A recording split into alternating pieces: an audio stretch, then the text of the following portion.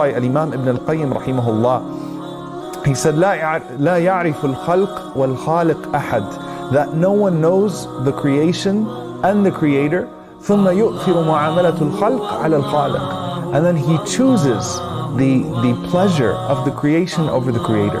No one knows both the creator and the creation and then makes that choice, because they understand that Allah subhanahu wa ta'ala's sight, Allah's pleasure, and how Allah views me is so much more important than that.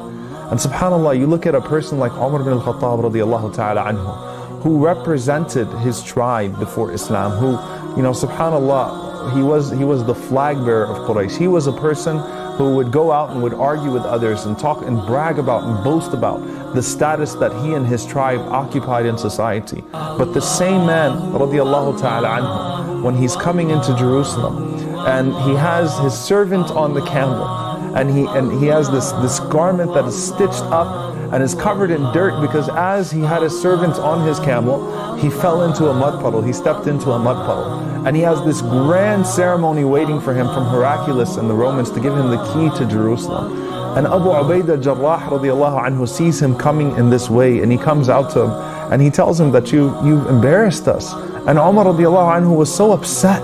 And Umar says to him, نحن قوم أعزنا الله بالإسلام وإن ابتغينا العزة لغيره أذلنا الله. We are a people who Allah gave honor to and dignity to through Islam, and when we seek it through anything else, Allah humiliates you. SubhanAllah. And this is so true, because that young person in school, and that person that's slightly older that's in college, and that person that's, you know, that's trying to have a house that impresses people, that does their wedding so that people can say, wow, you know, spends thousands of dollars and things of that sort, and the kid that spends hundreds of dollars on Jordans, it's never going to be good enough. People will never be fully satisfied, and the habit will get more expensive, and you will get more depressed, because you just realize that you'll never be able to satisfy people. You'll be humiliated no matter what.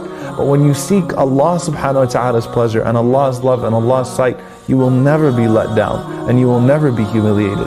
And that's the way the believers think. When you know Allah subhanahu wa ta'ala, you want to be humbled in front of Allah. You want Allah, because you know how loving and compassionate Allah is. You want Allah subhanahu wa ta'ala to see you in a humble state. And that's why this man radiallahu ta'ala anhu, who is so great that Rasulullah says, لو كان نبيا من بعدي لكان عمر. If there was to be a prophet after me, it would have been Umar.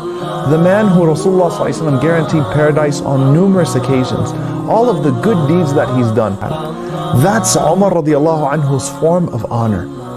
Because we know who Allah subhanahu wa ta'ala is, and whenever you have that understanding and you have that interaction, you love to put your face in the dirt to do sujood. You know, can you imagine 17 times a day, you know, you're going into a rak'ah, and within each rak'ah you have those two sajdas. So that means at least 34 times a day you are making sujood to Allah subhanahu wa ta'ala. You are putting your face on the ground and you're saying, Subhana Rabbi al-A'la. How perfect is my Lord the Most High. And Rasulullah says, that's the closest that you are to your Lord. You ascend, your soul ascends when you lower yourself the most physically. And you declare Allah's perfection and your own imperfection. And that is the time the Prophet said, increase in dua. Because how can a Lord that is so loving, that loves to answer dua, to the point that Allah subhanahu wa ta'ala is shy from the voice of His servant, shy from the hands of His servant, Allah subhanahu wa ta'ala who becomes angry with you when you don't call upon Him.